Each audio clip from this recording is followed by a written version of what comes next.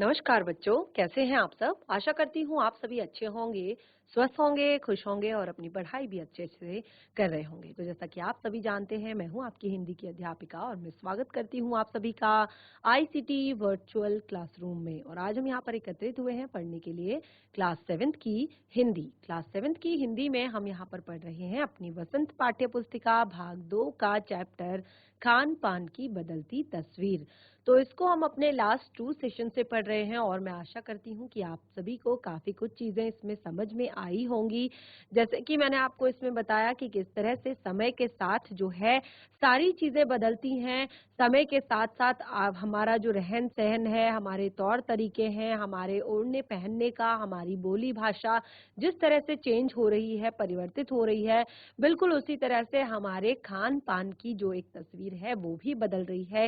यानी कि जो तरीका है, जैसे मैंने यहाँ पर बताया था कि एक ट्रेडिशनल तरीका हुआ करता था पहले से किसी भी चीज को बनाने का, खाने का।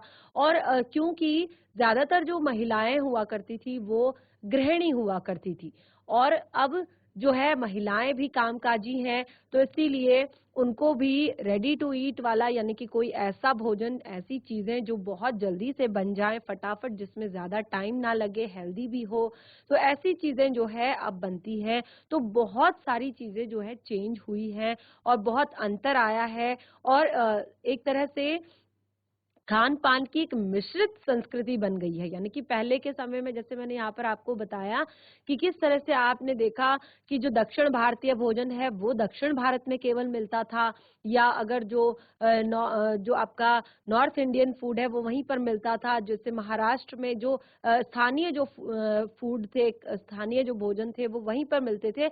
लेकिन अब आपको ये सारी चीजें एक जगह पर मिल जाएंगी, यानी कि ये खान पान की एक मिश्रित संस्कृति हो गई है। तो ये एक हद तक काफी अच्छी भी है और इसके काफी अलग अलग एक तरह से दुष्परिणाम भी हैं, क्योंकि जैसे कि सबसे मेन चीज मैंने यहाँ पर बताई थी कि जो क्वालिटी होती है, जो गुणवत्ता होती है, यानी कि जो पहले के टाइम पे हुआ करती थी, अब उसमें बहुत ज्यादा अंतर आ गया है। यानी कि वो गुणवत्ता जो है अब नहीं मिल पाती है।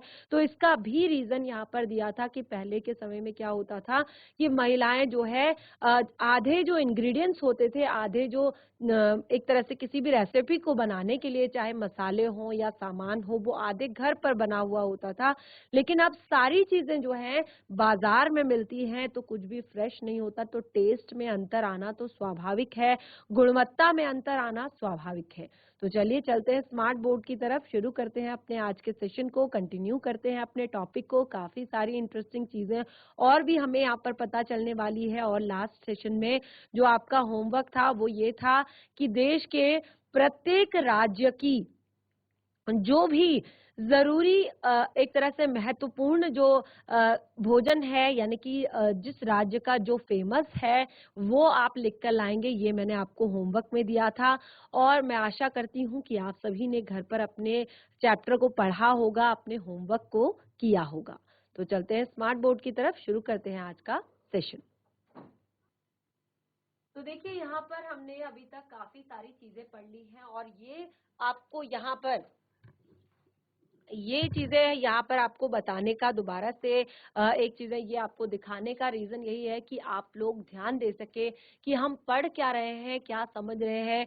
तो देखिए यहाँ पर मैंने काफी सारे एग्जाम्पल्स से आपको बताया है कि किस तरह से जो खान पान की संस्कृति है वो बदल रही है और किस तरह से जो एक मिश्रित संस्कृति है खान पान की। और यहाँ पर एक चीज मैंने और आपको बताई थी कि किस तरह से अब जो विदेशी फूड है, यानी कि जो बाहर के देशों का जो भोजन है वो भी अब हमारे देश में जो है बहुत ही इजीली, आसानी से जो है मिल जाता है, आसानी से जो है उपलब्ध हो जाता है। और जैसे आपने देखा कि किस तरह से आजकल चाइनीज फूड, इटालियन फूड और थाई फूड और ये सारी चीजें बहुत ही आसानी से आपको किसी भी बड़े होटल में या रेस्टोरेंट में जो है मिल जाती हैं। और देखिए इन सब चीजों का जो हमारे ये रेडी टू ईट जो हमारे खाद्य पदार्थ है, इनकी कितनी ज्यादा जो है महत्ता बढ़ गई है, ये सारी चीजें हम यहाँ पर डिस्कस कर रहे थे। तो कुछ चीज़ें इसमें जैसे हेल्दी हैं, लेकिन कुछ चीज़ें आप देखेंगे जैसे यहाँ पर देखिए ये सारी चीज़ें आपकी ये गुजराती फूड जितना भी है, ये आपका हेल्दी होता है। ये देखिए बेसन से ज़्यादातर चीज़ें बनी होती है जैसे ढोकला, गाठिया, ठीक है? और ये फिर उसके बाद बंगाली मिठाई, सफ़ेद रसगुल्ला, ब्रेड के बारे में डिस्कस किया था, स्थानीय व्यंजनों के विषय में यहाँ पर डिस्कस किया था और किस तरह से ये बनाए जाते हैं और किस तरह अब इनकी गुणवत्ता में, जैसे यहाँ पर आगरा के पेठे की बात आई थी, तो आगरा के पेठे में कहा था कि पहले के टाइम पे आगरा का पेठा जो है वो बहुत ज़्यादा, आगरे का पेठा और आगरे की नमकीन जो है बहुत ही ज़्यादा प्रसिद्ध हुआ करती थी, बहुत ही ज़्यादा फेमस हुआ करती थी, लेकिन अब वो टेस्ट शायद इन सारी चीज़ों में नहीं है, अब वो स्वाद जो है इनमें नहीं है। और ये खरबूजे के बीज के बारे में यहाँ पर हमने बात की थी कि किस तरह से पहले महिलाएं जो है ये सारी चीजें, जो जब भी खरबूजा गर्मियों में आता था तो उस टाइम पे खाकर सबसे पहला काम होता था कि उसके अंदर के बीज निकालकर सुखा दिए जाते थे और फिर उनको एकांत में बैठकर तोड़ा जाता था और फिर इस तरह से देखिए आप देख सकते हैं बर्फी बनाई जाती है और उसके ऊपर ये देखिए खरबूजे के बीज किस तरह से लगाए गए हैं। और मेवों के बारे में भी जैसे यहाँ पर हमने डिस्कस किया था कि जो खुमानी के बीज होते हैं उनसे एक तरह से उनको भी सुखाकर उनसे मेवे निकाले जाते हैं।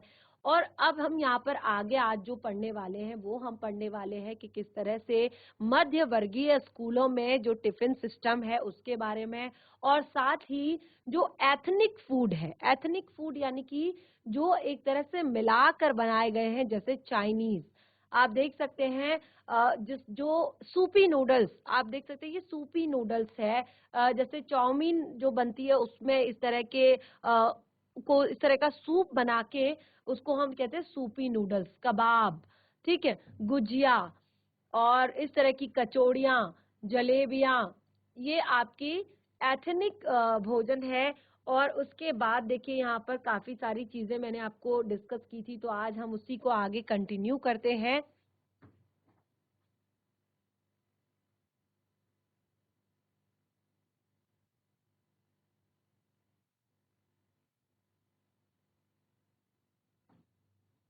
तो देखिए यहाँ पर हमने बताया कि किस तरह से आजादी के बाद जितने भी उद्योग धंधे हैं, नौकरियां हैं और ये सारी चीजें कैसे कैसे आई, ठीक है ना, ये कैसे एक तरह से आई हमारे पास, ये सारे कैसे मिश्रित संस्कृति कैसे बनी, क्योंकि आजादी से पहले तक का जो समय था या उसके कुछ समय बाद तक का जो समय था उसमें क्या था कि लोग एक जगह पर रहते थे, क्योंकि पूरा जो देश था वो ब्रिटिश शासन के अधीन था और यहाँ पर कोई भी काम जो है अपनी मर्जी से नहीं कर सकते थे, अपने तरीके से नहीं कर सकते थे। लेकिन उसके बाद जब आजादी के बाद उद्योग धंधों और नौकरियों तबादलों का जो एक नया विस्तार हुआ, ठीक है, बहुत सारे उद्योग धंधे लगे, बहुत सारे जो गवर्नमेंट जॉब्स आई और उसमें लोग एक स्थान से दूसरे स्थान पर नौकरी करने के लिए गए और एक राज्य से दूसरे राज्य पर नौकरी करने के लिए गए और उसके बाद जो तबादले होते रहे,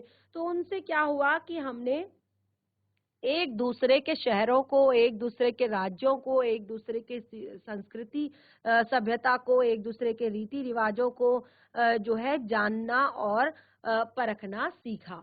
तो देखिए यहाँ पर क्या बताया गया है कि इसके कारण जो ये एक नौकरियों में तबादले जो होते थे, जब पूरे देश में एक तरह से तबादले होते थे, तो उसके कारण भी खान पान की चीजें किसी एक प्रदेश से दूसरे प्रदेश में पहुंची। यानी कि जैसे अब हम यहाँ पर कुछ अगर कोई नॉर्थ इंडिया का जो परिवार है, अगर वो कुछ टाइम के लिए साउथ इंडिया में चला गया है, दक्षिण भारत में चला गया है, वहां पर वो जॉब करता है, तो उसने वहां पर खूब काफी टाइम तक इडली डोसा सांभर खाया है और कुछ टाइम बाद जब वो अपने एरिया में फिर से वापस आता है तो वो सारी चीजें वो यहाँ पर बनाने लगता है और सभी को यहाँ पसंद आती हैं। तो इस तरह से ये सारी चीजें एक प्रदेश से दूसरे प्रदेश में पहुंची। और बड़े शहरों के मध्यवर्गीय स्कूलों में जब दोपहर के टिफिन का वक्त होता है, बच्चों के टिफिन के डब्बे खुलते हैं तो उनसे विभिन्न प्रदेशों के व्यंजनों की खुशबू उठती है। जो एक तरह से बड़े बड़े शहर होते हैं, यहाँ पर जो मध्यम वर्गीय स्कूल होते हैं यानी कि मिडिल क्लास स्कूल। एक तो होते हैं हाई क्लास स्कूल, एक होते हैं मिडिल मध्य वर्गीय स्कूल, जहां पर मध्य वर्गीय परिवारों के बच्चे जो है पढ़ते हैं। और एक अगर बड़ा शहर है तो वहां पर छोटे शहर से लेकर और देश के कोने कोने से लेकर आकर वहां पर लोग रहते हैं और अपना गुजर बसर करते हैं, अपनी नौकरी करते हैं। तो उन बच्चों का जब क्लास में टिफिन खुलता है तो उनसे विभिन्न प्रदेशों के व्यंजनों की खुशबू उठती है, यानी कि प्रत्येक जो एक तरह से अपने अपने तरीके से वहां पर लोग अपने अपने तरीके से लोग वहां पर उनका ब्रेकफास्ट तैयार करते हैं। जैसे मैंने आपको बताया कि अगर कोई दक्षिण भारत का है तो वो इडली लेकर आएगा, अगर कोई आपका महाराष्ट्र का है तो बड़ा पाव लेकर आएगा या फिर पाव भाजी लेकर आएगा टिफिन में। अगर कोई उत्तराखंड का है या उत्तर प्रदेश का है तो वो उस तरह की चीजें लेकर आएगा अपने टिफिन में। तो ऐसा लगता था कि बहुत ही सुंदर जो है खुशबू उठती थी। ऐसा लगता था कि पूरे प्रदेश के विभिन्न प्रदेशों के जो एक तरह से व्यंजन हैं उनकी खुशबू जो है एक साथ उन पर वहां पर उठती थी। जीआईसी रीठा खाल, माइक लेंगे बच्चा।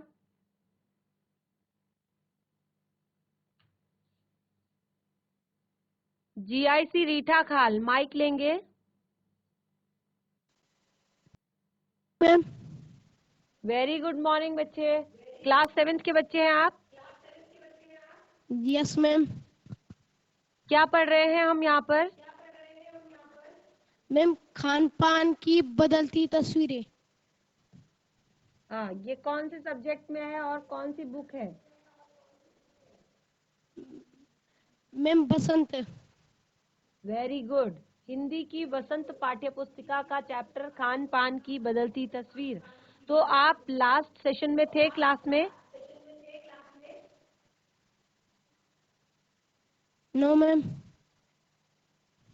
देखिए, यहाँ पर आपका जो हर एक सेशन होता है उसमें कुछ न कुछ आप नया सीखते हैं, कुछ न कुछ चीजें आप जरूर सीखते हैं। तो कोशिश कीजिए कि हर सेशन को आप अटेंड करें। और देखिए, यहाँ पर हम खान पान की बदलती तस्वीर में अभी तक आपने अगर ध्यान से सुना होगा तो मैंने लास्ट 2 सेशंस में हमने जितना पढ़ा है वो सारी चीजें मैंने यहाँ पर रिवाइज कर दी हैं कि किस तरह से हमारे देश में खान पान की तस्वीर जो है बदल रही है। तो रीडिंग करेंगे आप आगे।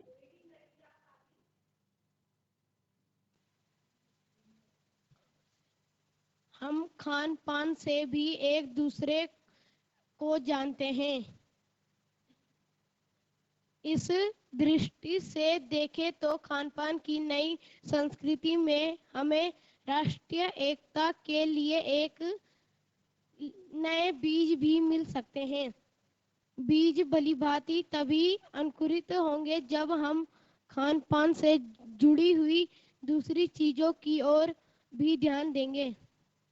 मसलन हम उस बोली बानी भाषा भूषा आदि को भी किसी न किसी रूप में ज्यादा जानेंगे जो किसी खान पान विशेष से जुड़ी हुई है। यस बच्चा, रीड कीजिए।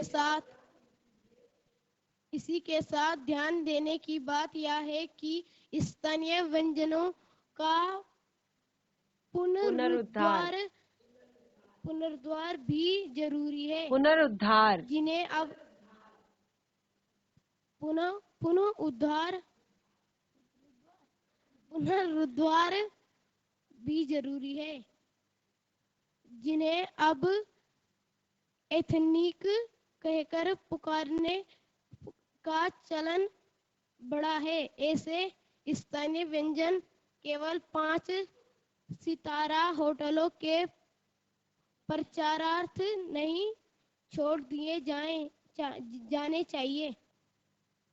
5 सितारे होटल में वे कभी कभार मिलते रहें, पर घरों बाजारों से गायब हो जाएं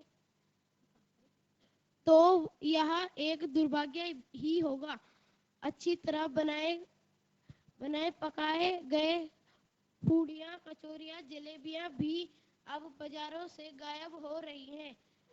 मौसमी सब्जियां से भरे हुए समोसे भी अब कहाँ मिलते हैं।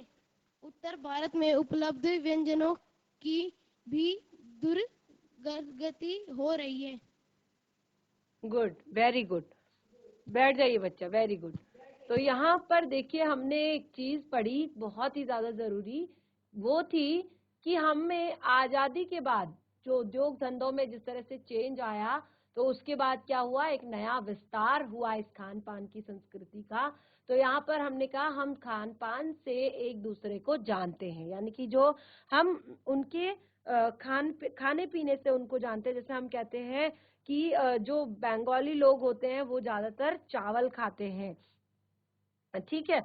और हम कहते हैं कि जो आपके साउथ वाले होते हैं वो ज्यादातर इडली डोसा खाते हैं।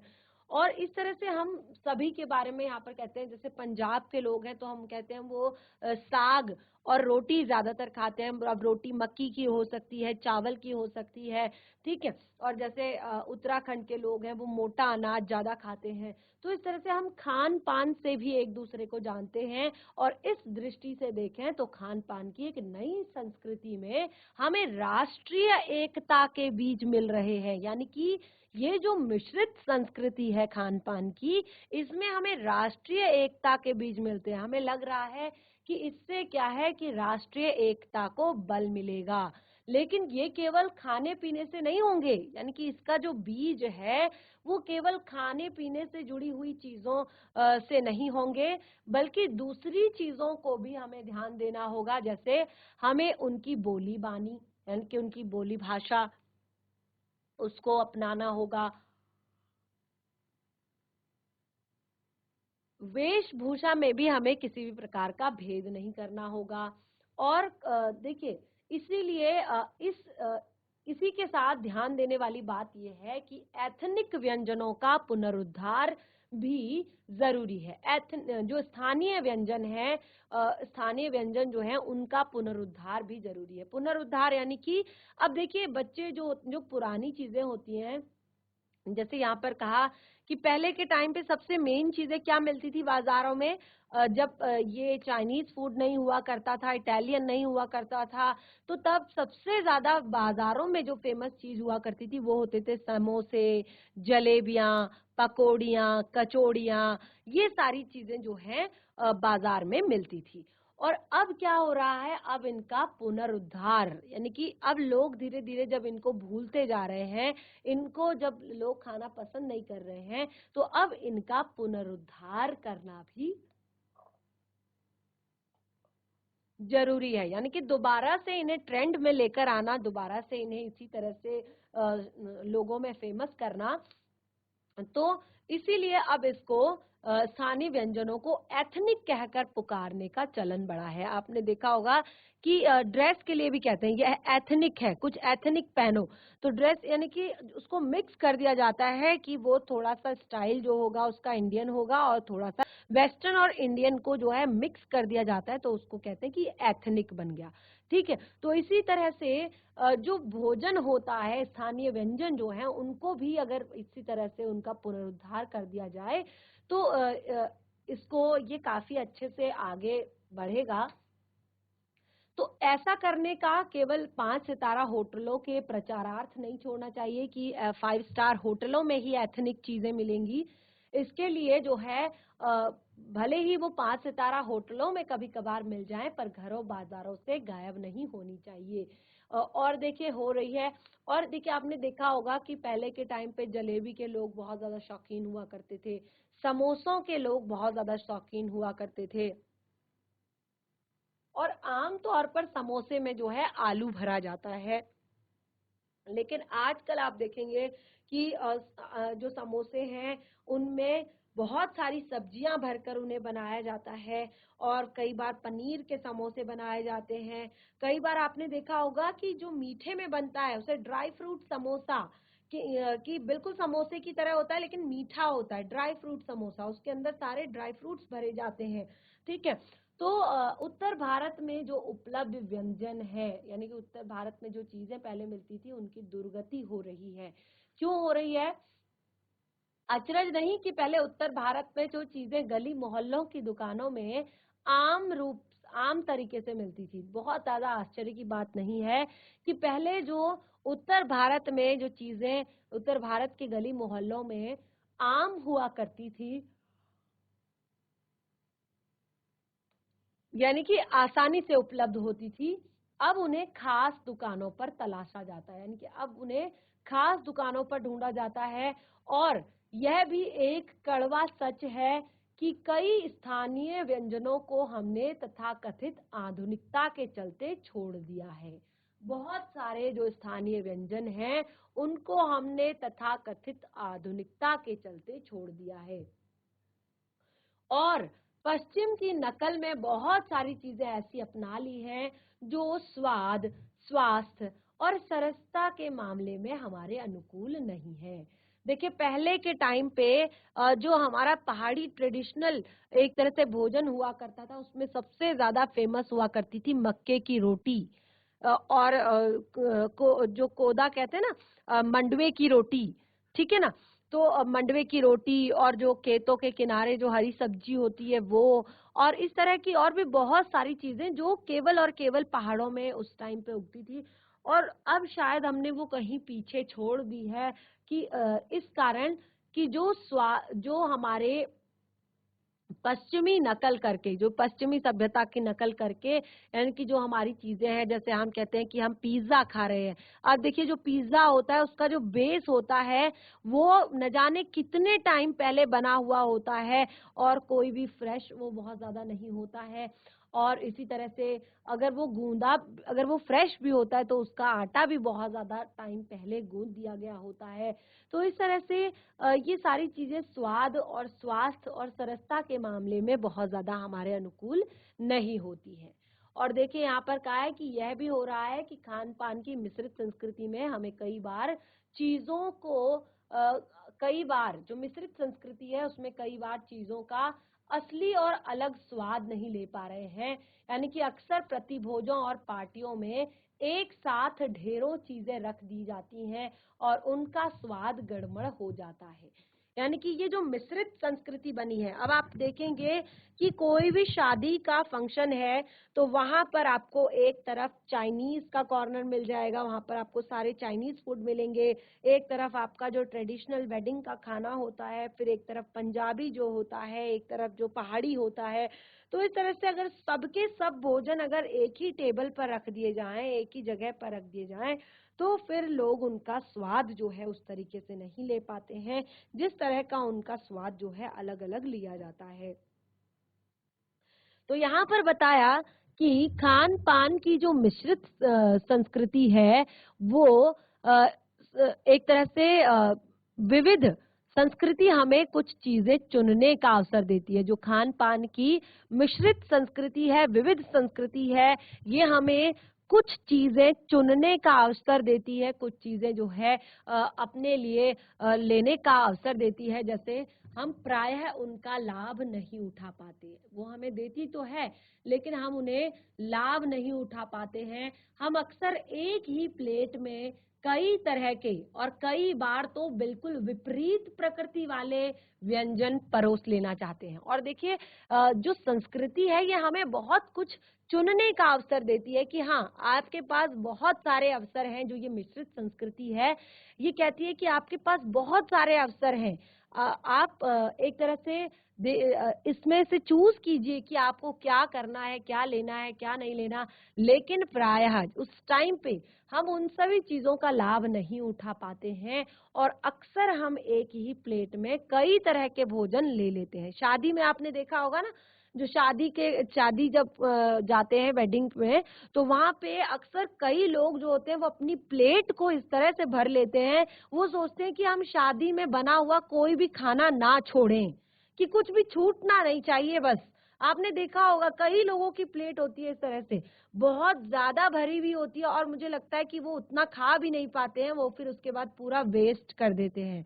तो आपको अगर देखिए ऐसा तो नहीं है कि आप फर्स्ट टाइम जा रहे हैं या लास्ट टाइम जा रहे हैं, तो आपको लगता है कि यहाँ पर पंजाबी खाने का स्टॉल है, अगर आपको पंजाबी खाना टेस्ट करना है तो आप पहले वो ले लीजिए थोड़ा सा। उसके बाद आपको लगता है कि यहाँ पर दक्षिण भारतीय भोजन है, आप उसको टेस्ट करना चाहते हैं, आप वो टेस्ट कर सकते हैं। लेकिन लोग कई बार करते हैं कि पूरी प्लेट भर जाती है और वो काफी ऊपर तक भरी हुई होती है और हर तरह का भोजन, हर तरह की टेस्ट वाला खाना जो है उसमें भरा हुआ होता है, और क्योंकि इतनी सारी चीजें उसमें हो जाती हैं तो वो बाद में बिल्कुल भी खाई नहीं जाती, और सबसे मेन चीज तो वो वेस्ट हो जाती है। और इस तरह से क्या होता है कि हम प्रायः उस चीज का लाभ नहीं उठा पाते, यानी कि जो हमें चुनने को मिली है इस विविध संस्कृति से वो हम नहीं चुन पाते हैं। और इसीलिए खान पान की जो मिश्रित और विविध संस्कृति बनी हुई है, देखिए इसीलिए जो खान पान की ये मिश्रित और विविध संस्कृति जो बनी है, और इससे लग यही रहा है कि और अधिक विकसित होने वाली है, यानी कि और आगे जाने वाली है। ऐसा लगता है कि अभी ये खत्म नहीं हुई है बल्कि और अधिक विकसित होने जा रही है और आगे बढ़ने वाली है। तो उस तरह तरह से उसे जांचते रहना जरूरी है, यानी कि बीच बीच में आपको इसको जांचते रहना जरूरी है कि ये जो भी चीजें हैं ये सही है या नहीं है, कि जो हम कर रहे हैं ये सही है या नहीं। तो इस तरह से देखिए चैप्टर कंप्लीट हो चुका है, और मैं आशा करती हूँ कि आप सभी को ये चैप्टर बहुत ज्यादा पसंद आया होगा और अच्छे से समझ भी आया होगा। और काफी अच्छे से मैंने यहाँ पर आप लोगों को इस पार्ट में बहुत सारी चीजें बताने का प्रयास किया है। अब देखिए यहाँ पर सबसे पहले तो कुछ पार्ट से जुड़े हुए प्रश्नोत्तर हैं, तो अगर आपको चैप्टर अच्छे से समझ आ गया तो आप इनको कर सकते हैं अपनी नोटबुक में। पाठ से जुड़ा हुआ जो एक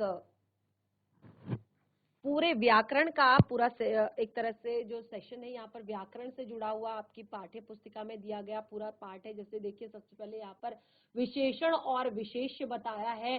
तो जैसे विशेषण क्या है, जिस संज्ञा जो संज्ञा की विशेषता को बताता है, और विशेष्य क्या है, वह संज्ञा जिसकी विशेषता बताई गई हो। अब देखिए मिठाइयों में यहाँ पर क्या कहा है कि बंगाली मिठाई, ठीक है, और राज अंग्रेजी राज, गुजराती ढोकला और गांठिया, मौसमी सब्जियां, कामकाजी कौन है, महिलाएं, 5 सितारा क्या है, होटल, ठीक है। और ये सारा आपकी पाठ्य पुस्तिका से ही दिया गया है। अब देखिए समास, यहाँ पर कुछ समास के विषय में जैसे बताया गया है, तो समास किसे कहते हैं।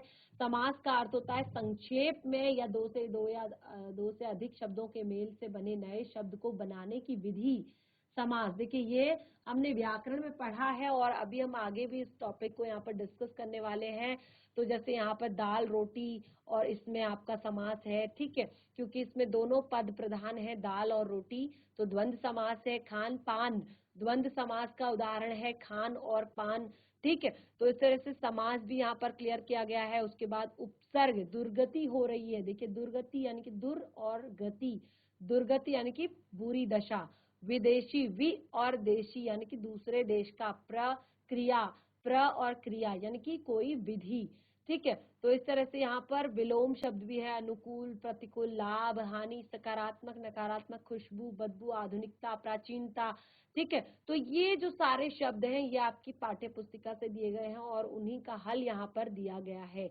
और उसके बाद देखिए आपका सबसे पहले जो आपने सीखा, आपने यहाँ पर क्या सीखा, वो सबसे पहले देखिए कुछ प्रश्न हैं, आप इनको नोट कर सकते हैं। जैसे आपके द्वारा पठित निबंध, देखिए ये जो यहाँ पर एक निबंध दिया गया था, आपके द्वारा पठित निबंध का और उसके लेखक का नाम बताइए। बहुत ही सरल प्रश्न है, आपके द्वारा पठित निबंध और उसके लेखक का नाम बताइए। फास्ट फूड से आप क्या समझते हैं वो बताइए। पाठ में गुजराती खान पान का उल्लेख किया गया है, कौन कौन सा खान पान है, और कहाँ की मिठाइयाँ रस भरी होती हैं। ब्रेड की उपलब्धता के बारे में लेखक ने क्या बताया है। स्थानीय व्यंजनों के उदाहरण दीजिए। खान पान की मिश्रित संस्कृति के सकारात्मक पहलुओं में से कौन कौन से हैं और किन का पुनरुद्धार करना जरूरी है। देखिए अगर इतने सारे प्रश्नों के उत्तर अगर आपने दे दिए आसानी से, तो समझो आपको पूरा चैप्टर जो है अच्छे से रट चुका है, अच्छे से आप पाठ को पढ़ चुके हैं, ठीक है। उसके बाद देखिए यहाँ पर आपके पाठ्य पुस्तिका संबंधित हल है, यानी कि जो आपकी पाठ्य पुस्तिका में दिया गया है वो कुछ प्रश्न हैं, जैसे खान पान के मामले में स्थानीयता का क्या अर्थ है, खान पान में बदलाव के फायदे होते हुए भी लेखक क्यों चिंतित है, खान पान की मिश्रित संस्कृति से लेखक का क्या मतलब है, अपने घर के उदाहरण द्वारा बताइए। और देखिए हम स्वयं को आधुनिक सिद्ध करने के लिए किसकी नकल कर रहे हैं, लेखक के अनुसार खान पान की मिश्रित संस्कृति को कैसे अपनाना चाहिए, और इस तरह से खान पान की मिश्रित संस्कृति और नई संस्कृति के बीच एकता जो है उसे कैसे बीज मिलता है, ये सारी चीजें हमने यहाँ पर आपको आपने उत्तर के रूप में यहाँ पर बतानी है। तो पाठ हमारा बिल्कुल कंप्लीट हो चुका है, यहाँ पर बहुत अच्छे से चैप्टर को पढ़ा। और अगर आप चाहते हैं कि इस पाठ के प्रश्नोत्तर हम यहाँ पर नेक्स्ट सेशन में डिस्कस करें, तो आप अपने डाउट्स जो है रख सकते हैं, अपनी परेशानी बता सकते हैं कि हमें समझ नहीं आया या ये इस पाठ से जुड़े हुए प्रश्नोत्तर हमने अपनी नोटबुक में नहीं किए हैं। जिन बच्चों ने किए हैं सही है, जिन्होंने नहीं किए हैं वो कोशिश करेंगे इन प्रश्नों का उत्तर देने की। तो इस तरह से हमारा चैप्टर आज यहाँ पर कंप्लीट होता है और मैं आशा करती हूँ कि आप सभी को पाठ पसंद आया होगा। काफी कुछ चीजें आपको इस पाठ से सीखने को मिली होंगी, समझने को मिली होंगी, और जितने भी मूल्यांकन और बोध ग्रहण संबंधित यहाँ पर प्रश्न जो हमने किए थे उन सभी को एक बार घर पर लिखने आंसर उनका लिखने की कोशिश करें, पाठ से जुड़े हुए प्रश्नोत्तर अपनी कॉपी में नोट करें, कोई भी डाउट हो तो उसे नेक्स्ट सेशन में जरूर क्लियर करें। तो इस तरह से आज का सेशन हमारा यहीं पे समाप्त होता है, तब तक के लिए धन्यवाद। आपका दिन शुभ हो।